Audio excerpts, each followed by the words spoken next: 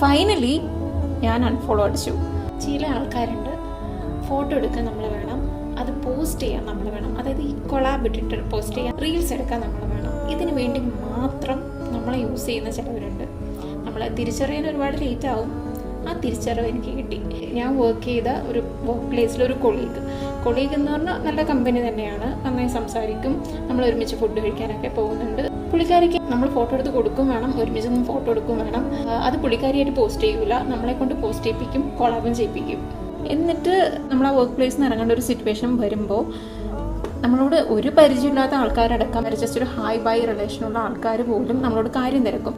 ആളുടെ സൈഡിൽ നിന്ന് മാത്രം ഒരു റെസ്പോൺസും ഇല്ല, ഒരു റിയാക്ഷനും ഇല്ല. കാണുന്നവർക്കൊക്കെ നമ്മൾ നല്ല കമ്പനിയാണ്, അങ്ങോട്ടും ഇങ്ങോട്ടും നല്ല ഫ്രണ്ട്സ് ആണെന്നൊക്കെയാണ്. ബട്ട് ആക്ച്വലി നടക്കുന്നത് ഇങ്ങനെയൊക്കെയാണ്.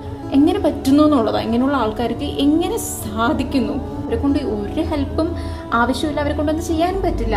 ബട്ട് ഒന്ന് ചോദിക്കുക എന്നുള്ള, ഒന്ന് കാണിക്കാൻ വേണ്ടിയെങ്കിലും ചോദിക്കാനുള്ള ഒരു മാനേഴ്സ് ഇല്ലേ, അതുപോലും ഇല്ല. ഇങ്ങനെയുണ്ട് ആൾക്കാർ. ഫൈനലി ഞാൻ അൺഫോളോ അടിച്ചു. ഫോളോവർ ആയിരുന്നല്ലോ, അപ്പോൾ അതും ഞാൻ റിമൂവ് അടിച്ചു. ഐ മീൻ, നമ്മളൊരു ഫോളോവേഴ്സ് അവരുടെ കളയുമ്പോൾ നമ്മുടെ ഫോളോവേഴ്സായിട്ട് കീപ്പ് ചെയ്യുന്നത് ശരിയല്ല.